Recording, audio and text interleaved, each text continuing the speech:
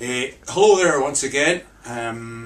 Since the last time we've been here, it's been a lapse of about 6 months, and there's been no complaints about the last vlog, and in fact there hasn't been any comment at all. So we're gonna try another one. We're on the 3rd of January now. 2011 is behind us. Christmas and New Year has passed, and the elves have packed their suits back in their cases again. 2011 for Lucky to be here, I feel, was a fairly significant year. You know that we've made good progress in all areas. When we look at the three headings that we effectively concentrate on, giving empowerment to the communities through training and equipment, we've reached a point now where hopefully this year we'll be able to complete the blueprint in Skye. In recent times we've put out defibrillators to smaller communities like Glendale, which went fantastically well, and we trained 50 people. Struan, the defibrillator, 50 people. We went down, in fact went down to the Isle of Muck, which, courtesy of the Coast Guard. Muck has a population of 39 people. Between them they managed to raise about nearly £1,500, which is fantastic. You know, it gives them the empowerment to manage their own situation. The equipment's theirs, the responsibilities theirs, and we train most of the community down there, so that's great. So in this coming year, hopefully we can complete the blueprint in Skye, and any small communities, irrespective of the numbers that are in the communities that have been missed out, then please give us a ring. Always remember that we don't contact any communities. The communities contact Lucky to be here, both for in terms of equipment and training, but never think that your community wouldn't be considered. There's not one we have turned down yet.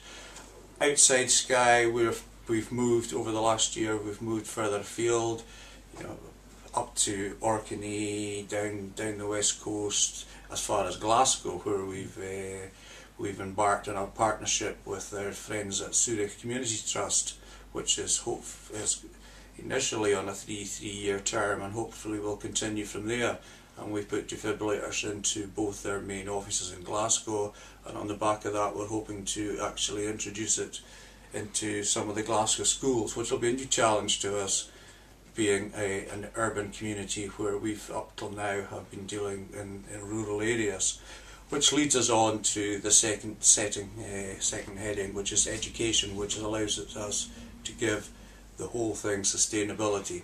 It's one thing going into community and giving them the equipment, them taking the responsibility, and them doing the training, but communities change, personnel change, people move on, you know, so to actually give it a continued rollover, the only way to do that is to take it into the schools, and on that basis we've had a fantastic experience with Portree High School, who've embraced the whole training aspect and the equipment really well, both the teachers and the pupils, to the point where we all went down to Parliament and strutted stuff to the MSPs, who were effectively amazed how easy it is to actually learn how to work a defibrillator, etc.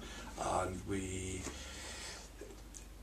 took that on to the cross-party group meeting at Parliament, and once again got full support, and it was raised at a debate in the chambers by Siobhan McMahon, MSP for one of the constituencies in Glasgow. I'm not exactly sure which one, but well done to Siobhan, and that about another 15 to 20 MSPs supported our motion and actually got up and spoke, including our own area MSP, David Thompson. So thanks to all of them, and hopefully, you know, in that respect we can move on through the schools, through the different authority areas this year. The cooperation with the agencies remains solid. Chest, Heart, Stroke Scotland with Lucky2bhere at the helm, and British Heart Foundation with Ben McKendry, Scottish Ambulance Service, British Resource Council, COSLA, etc. It's been great. You know, I think we've been accepted into the fold, and it's been, as well as a fulfilling experience, it's been an enjoyable experience, and I think, you know, this year we can you know, continue with that work. On a secondary note, you know, where our emphasis is going to lie this year in terms of our fundraising, as you're aware, we tend to fundraise just in two areas, one being donations from the communities that we give equipment and training to, and two, sponsorship through exercise, which dovetails really well with the whole lifestyle thing. In the last 2 or 3 years we'd initially done the Isle of Skye Half Marathon. This year, in fact, we're coming up to the 5th year of our involvement with the Isle of Skye Half Marathon, and what we're hoping is that everybody who's actually run the Isle of Skye Half Marathon in a Lucky2bhere vest can take part this year, not necessarily to raise funds, but just to put the shirt on and support the cause. And anybody new who'd like to get out there and raise money for their community and get a defib and get the training, by all means become involved, give us a shout, get the t-shirt. And if we can, our target is to see if we can get 100 people in the half marathon this summer. If we get anywhere near that, that'll be fantastic. Following on from the half marathon this year, we're also going to tackle our most ambitious project yet. 2 years ago, Donnie and Robert did the Gobi Challenge in Mongolia. This past year, Megan and Pam did the swim from Razi. This year, what we're going to attempt is to do a sporting event in every country in the world. Sounds a bit ambitious, but we've already done Mongolia, we've done Germany, we've done Scotland, so it's upwards and onwards, and there's already been interest expressed. So some of the elves are keen to get involved. Katrina, who's left us now on her winter sabbatical off on the piste to Italy, she's going to, where she goes skiing for 4 months every year, is hopefully going to do some sort of skiing, cross-country skiing event through the Italian Alps. Davy, our lifeboat coxswain, our heart start trainer, you know, man of many talents, is taking his good lady to the Cook Islands this for her birthday in February, which sounds a really exotic adventure. But while he's there, he thought he's as well bagging a sporting event, and so he's let us know he's going to climb the highest mountain in the Cook Islands. We're slightly suspicious about this, because knowing Davy, he doesn't like heights. Bungee jumping, skydiving are just not for Davy. So on further investigation, we had a look at the mountain, and for sure it was about 500 foot high.